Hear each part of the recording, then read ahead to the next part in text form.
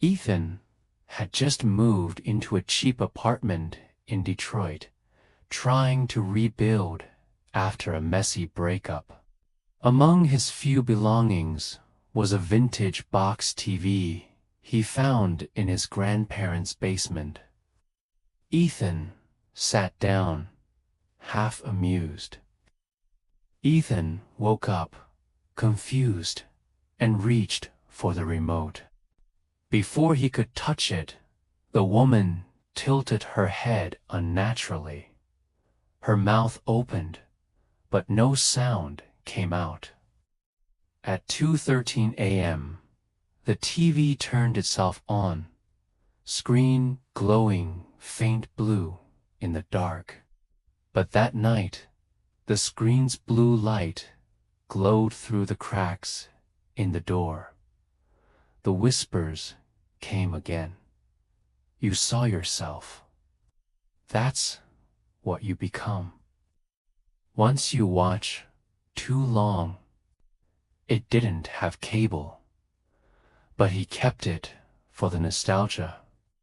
The first night, he plugged it in. Silence. But at 2:13 a.m., Ethan awoke to his phone buzzing. No caller ID.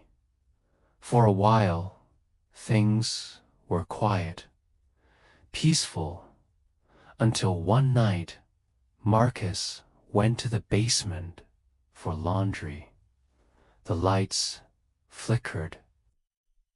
There it was, the same TV sitting on top of the washing machine, already turned on. He answered. A familiar voice whispered, "You shouldn't have done that. You broke the window. Now I can see you."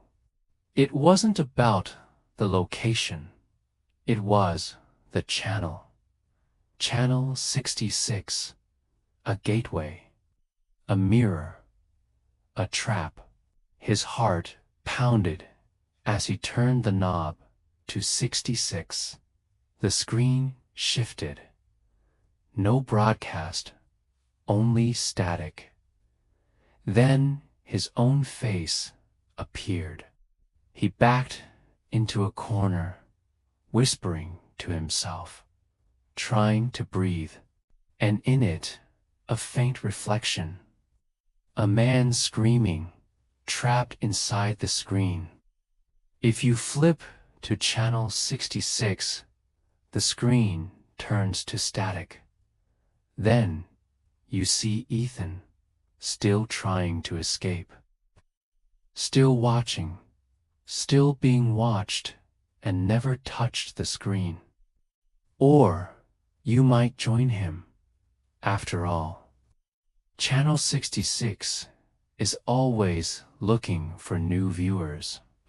The screen flickered once, then showed his old apartment. The closet door, slowly creaking open. Then, the camera moved. It was coming out. He dropped the remote and backed away. "Please," he whispered. "I burned you." The closet door creaked open by itself. The broken TV. Gone. All that remained inside was a single white dress, hanging, still damp. Ethan found him hours later, collapsed, eyes open, face pale, hands frozen in front of him as if pushing something away. When touched, Marcus whispered just one word, "Inside." But it was pale, with hollow eyes. Blood trickled from his mouth. It stared back at him. At first, nothing happened. But then, a faint hiss of static filled the silence. A woman in white appeared, standing in a fog-covered field. Her long black hair hung over her face, clean. But one night, in a motel in Arizona, he turned on the hotel TV. It flickered. Channel 66 was already selected. Freaked out, Ethan unplugged the TV. The screen went dark. Pale, thin fingers. They touched the floor, pulling the rest of the body through. Her head twisted unnaturally as she crawled forward. "You watched," she hissed. "Now they'll watch you." Deep, where no one would hear it scream. He smashed it to pieces with a crowbar, then burned every bit of it in gasoline. The flames shrieked. Marcus laughed until the TV turned itself on, static, then screaming. A woman's scream, sharp, endless, unbearable. Marcus stumbled back, nose bleeding. "Turn it off."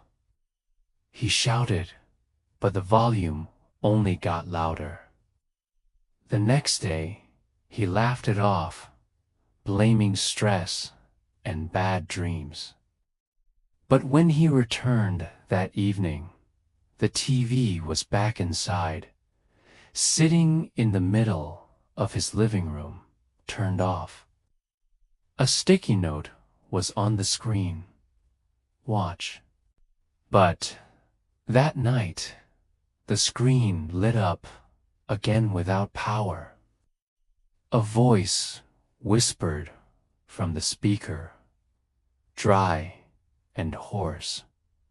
"Channel 66.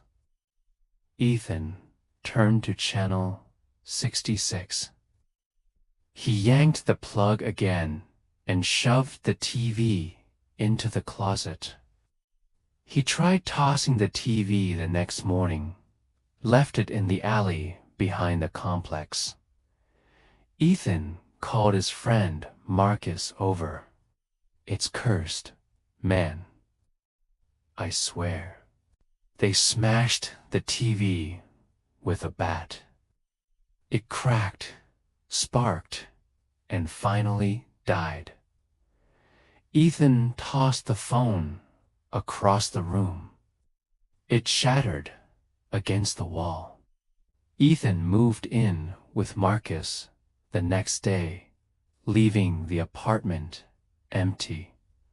Marcus screamed and ran upstairs, but he never reached the door.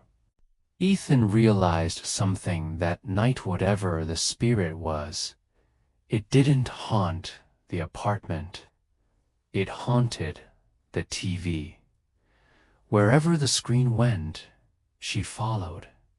He took the TV one last time, loaded it into his car, drove into the woods north of the city.